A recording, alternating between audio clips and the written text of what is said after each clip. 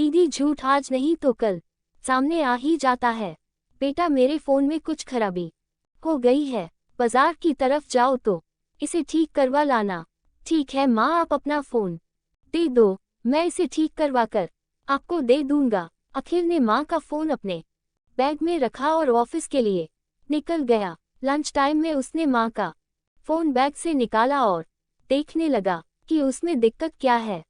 Phone on करते ही उसे wallpaper पर खुद की और माँ की तस्वीर दिखी, जिसे देख अखिल के चेहरे पर मुस्कान आ गई और दिल में माँ के लिए ढेर सारा प्यार उमड़ आया। उसके बाद उसने माँ के फोन की गैलरी देखी, उसे कुछ रिकॉर्डिंग दिखाई दी। पहली रिकॉर्डिंग सुनी तो उसके पैरों तले जमीन खिसक गई। इसके बाद दूसरी और तीसरी रिकॉर्डिंग सुनने के बाद तो वो आग बबूला हो गया।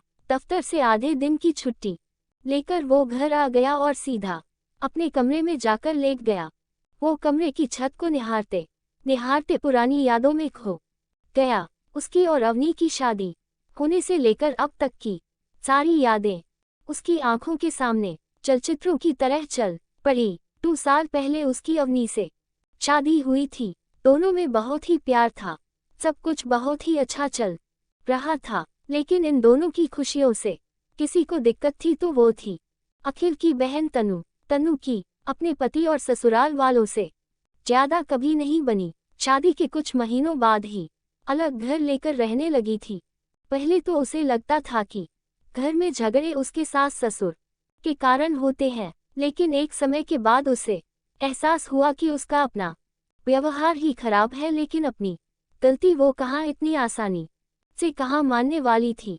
घर में ऐसे ही लड़ाई झगड़े चलाते रहे। तनु की सबसे खराब आदत थी कि वो छोटी सी बात का बतंगड़ बना देती थी और आग में घी डालना तो उसे बहुत ही अच्छे से आता था। अब वो अपनी माँ को भड़का देती और विमला जी बड़ी ही आसानी से बेटी की बातों में आकर अपनी बहू को डांट देती।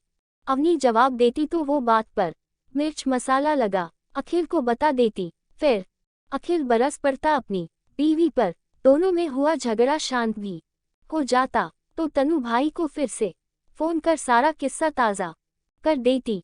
घर में ऐसी आग लगी जी बुझने का नाम नहीं ले रही थी। इसी आग की भेंट चढ़ा अवनी और अखिल का रिश्ता। अवनी पर कई बार झूठे इल्जाम भी लगे। उसने अपनी सफाई में बहुत कुछ कहा, लेकिन ना तो उस घर में कोई उसकी सुनने वाला था, ना कोई उसे समझने वाला। हर दिन खून के आंसू रो वो सो जाती। उसे उम्मीद थी कि एक ना एक दिन अखिल को सच्चाई का पता चलेगा, लेकिन अखिल हर बार माँ का साथ देता। गलती अखिल की भी नहीं थी। उसके सामने सब कुछ ऐसे प्रस्तुत किया जाता कि उसे लगता सारी गलती अवनी की है। एक दिन बात इतनी बड़ी कि अखिल का हाथ अवनी पर उठ गया।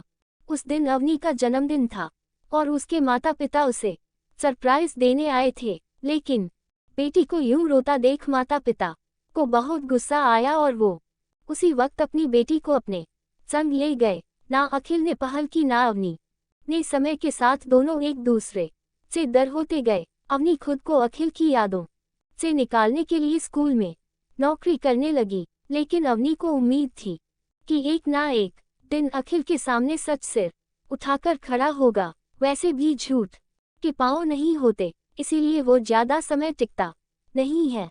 दूसरी तरफ अखिल अवनी से इतना खफा था कि उसने उसे भुलाने के लिए मदिरा पान तक शुरू कर दिया। लेकिन ना तो ये बात विमला जी को पता था, ना ही तनु को। आज वो दिन आ गया जब झूठ तार तार हो गया और सच सामने सिर उठाए खड़ा था। आज सब कुछ पानी की तरह साफ था। एक फोन रिकॉर्डिंग ने सबकी सच्चाई सामने ला दी थी।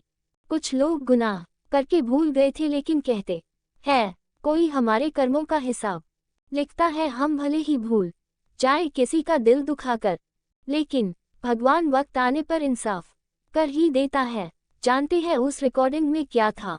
उस रिकॉर्डिंग में तनु और उसकी माँ की बातें थी। विमला जी को फोन थोड़ा बहुत ही यूज करना आता था। फोन यूज करने के दौरान उनसे कई बार कॉल रिकॉर्डिंग का बटन गलती से दब गया और जो बातें वो तनु से करती थी वो सब रिकॉर्ड होती चली गई। अगले दिन अखिल ने तनु को फोन करके बुलाया शाम में अपने माता पिता और बहन के सामने अखिल ने फोन रिकॉर्डिंग चला दी। रिकॉर्डिंग में तनु और उसकी माँ की वो तमाम बातें थी, या ये कहें कि वो रिकॉर्डिंग उनकी साजिशों का कच्चा चिट्ठा था, जिसने अवनी और अखिल के प्यार भरे रिश्ते में दरार ला दी थी। शायद कोई और अखिल को सच्चाई बताता तो वो कभी यकीन ना करता, लेकिन आज जब उसने खुद सब कुछ अपने कानों से सुना तो वो चाह कर सच को झुठला नहीं सकता था। आज सारी साजिशें बेनकाब हो गई। विमला जी और तनु की नजरें झुक गई। आलोक जी बोले, ये क्या कर दिया तनु, अपने ही भाई का घर उजाड़ दिया, और विमला तुमने अपने इकलौते बेटे का घर कैसे बर्बाद होने दिया। दोनों चुप थी और दोनों के पास कोई जवाब नहीं था। आलोक जी अखिल से बोले, बेटा चल, अपनी गलतियों को सुधारने का समय आ गया है। अब जब सब कुछ साफ हो गया है और हमें सच्चाई पता लग गई है तो अवनी बिटिया को घर ले आते हैं। अखिल अपने पिताजी के साथ अवनी के घर पहुंचा। अवनी के माता पिता अवनी को अखिल के साथ भेजना नहीं चाहते थे, लेकिन आलोक जी के बार बार आग्रह और अखिल के बार बार माफी मांगने के कारण अवनी के पिता ने अवनी को अखिल संग विदा कर दिया। आज अवनी और अखिल का घर फिर से बस गया, लेकिन अखिल के दिल से उसकी बहन हमेशा के लिए उतर गई। माँ से कुछ समय नाराज रहने के बाद अखिल और माँ की तो सुलह हो गई।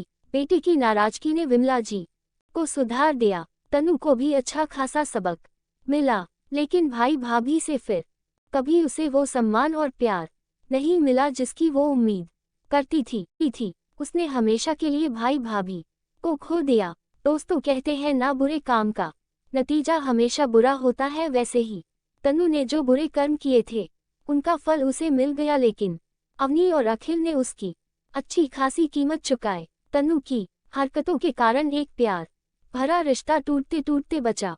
अगर अखिल ने उस दिन वो फोन रिकॉर्डिंग ना सुनी होती तो परिणाम भयंकर होते। कहानी अच्छी लगी तो लाइक, कमेंट और शेयर करना ना भूलें।